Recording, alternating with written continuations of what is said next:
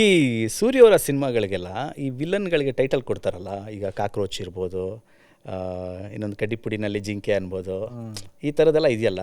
So ಇದು ಹೇಗೆ ಅದೆಲ್ಲ ನೀವು ಬರೀತಾ ಇದ್ದಂಗೆ ಅದೆಲ್ಲ ಬಂದಿದ್ದ, ಅಥವಾ ಸೂರ್ಯವರು ಇಂಥ ಒಂದು ಹೆಸರಿಟ್ಕೊಂಡೆ ಡೈಲಾಗ್ ಶುರು ಮಾಡೋಣ, ಇಲ್ಲ ಇವನಿಗೆ ಈ ಥರದ್ದು ಒಂದು ಕ್ಯಾರೆಕ್ಟರ್ ಹೆಸರು ಕೊಡೋಣ, ಹಿಂಗೆ ಶುರು ಆಗುತ್ತಾ? ಅವ್ರಿಗೆ ಅದು ನಿಕ್ ನೇಮ್ಸ್ ಸಖತ್ ಇಷ್ಟ.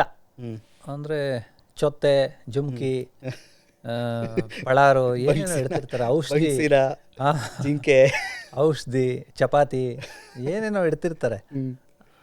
ನಾನೊಂದು ಸತಿ ಮೈಸೂರು ರೋಡಲ್ಲಿರೋ CCB ಆಫೀಸ್ಗೆ ಹೋಗಿದ್ದೆ, ನಿಕ್ ನೇಮ್ಸ್ ಬೇಕು ಅಂತ. ಓಕೆ, ಹುಡ್ಕೊಂಡು ಹೋಗಿದ್ವಿ. ಎಷ್ಟು ಸಿಕ್ತು?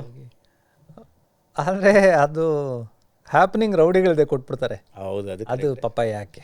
ಕಾಕ್ರೋಚ್ ಅನ್ನೋದು ಅವ್ರಿಗೆ ಸೂರಿ ಸರ್ ಕೊಟ್ಟಿದ್ದ, ಅಥವಾ ಅವ್ರಿಗಿತ್ತ ಮೊದಲೇ ಹೆಸರು ಕಾಕ್ರೋಚ್? ಇಲ್ಲ, ಸೂರಿ ಅವ್ರು ಇಟ್ಟಿದ್ದು ಕಾಕ್ರೋಚ್ ಕ್ಯಾರೆಕ್ಟ್ರು. ಅಂದರೆ ಅವ್ರದ್ದು ಮೀಸೆ ಒಂಥರ ಮಜಾ ಇದೆ. ಇದು ಸುದಿ ಅವ್ರದ್ದು, ಸುದಿದು. ಅದನ್ನ ನೋಡಿ ಒಂದು ಎರಡು ಏನೋ ಹಿಂಗೆ ಸ್ವಲ್ಪ ಮೇಲೆ ಇತ್ತು, ಅವಾಗ ಟಕ್ ಅಂತ ಕಾಕ್ರೋಚ್ ಅಂತ ಬರೀತಾನೆ ಇದ್ರು. Okay, wonderful artist. ಅಂದರೆ ರೈಟ್ರಾಗಿ ನಾವು ಬರೆದು ಬಿಟ್ರೆ ಅದನ್ನು ನಾವು ಸೆಟ್ಟಲ್ಲಿ ಯೋಚನೆ ಮಾಡೋದೇ ಬೇಡ.